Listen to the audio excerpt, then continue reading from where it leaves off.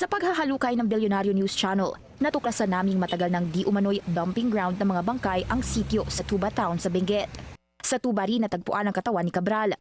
May isang 2019 report na nagsabing may 5 katawan na noon ang natagpuan sa ilalim ng highway sa Tuba at nade-decompose na ang mga ito. Bunsod ng pagkamatay ni Cabral, lumitaw din muli ang footage niya online sa isang House Budget Deliberations nitong Setyembre na may bandage ang daliri.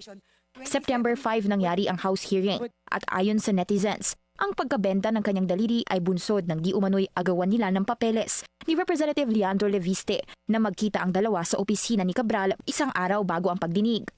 Paglilinaw ni Leviste, September 4 na magkita sila ni Cabral para sa DPWH files at ipinakita niya ito sa ICI at Ombudsman noong Nobyembre.